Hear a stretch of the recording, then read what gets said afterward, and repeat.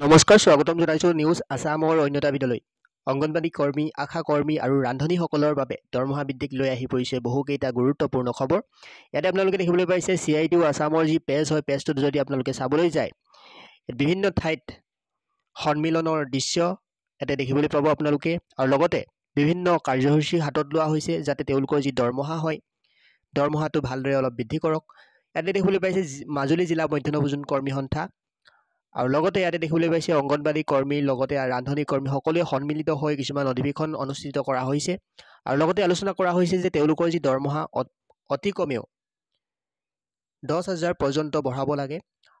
যিহেতু ইতিমধ্যে সকলোৱে দৰমহা বৃদ্ধি কৰিলে, ৰান্ধনীসকলৰ দৰমহা হ'ল 2,000 টকা আৰু বাকী সকলোৰো অলপ অলপ যিহেতু দৰমহা বৃদ্ধি কৰিলে, নিচেই কম দৰমহা যিহেতু তেওঁলোকৰ বৃদ্ধি কৰিলে, সেই গতিকে বিভিন্ন ঠাইত বিভিন্ন ধৰণৰ অধিৱেশন কৰি থকা হৈছে আৰু লগতে আলোচনা কৰা হৈছে যে তেওঁলোকৰ যি দৰমহা আৰু অলপ বৃদ্ধি কৰক বুলি তেওঁলোকে পৰৱৰ্তী পৰ্যায়ত কেনেকুৱা ধৰণে তেওঁলোকে পদক্ষেপ হাতত ল'ব এনেকুৱা ধৰণে দেখিবলৈ পাইছে আলোচনা কৰা হৈছে আৰু লগতে বিভিন্ন ধৰণৰ অধিৱেশন অনুষ্ঠিত কৰা হৈছে যাতে তেওঁলোকৰ যি দৰমহা হয় দৰমহা বৃদ্ধি কৰক।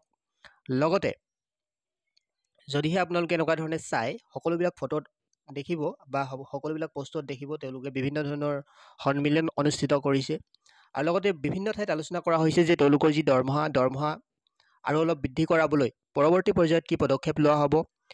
CITU আছাম যদি চাবলৈ যায় আপোনালোকে ফেচবুক পেজত এনেকুৱা ধৰণে পোষ্টসমূহ দেখিবলৈ পাব।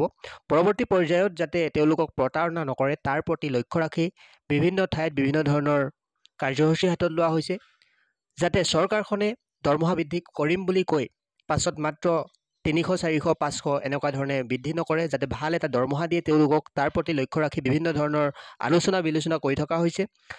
তো ভিডিঅ'টিৰ জৰিয়তে আপোনালোকক ইমানেই জনাবলগীয়া আছিল। যদি আমাৰ চেনেলত পোনপ্ৰথমবাৰৰ বাবে আহিছে তেনেহ'লে চেনেলটি ছাবস্ক্ৰাইব কৰি কাষৰ বেল আইকনটো প্ৰেছ কৰিবলৈ নাপাহৰিব। ধন্যবাদ।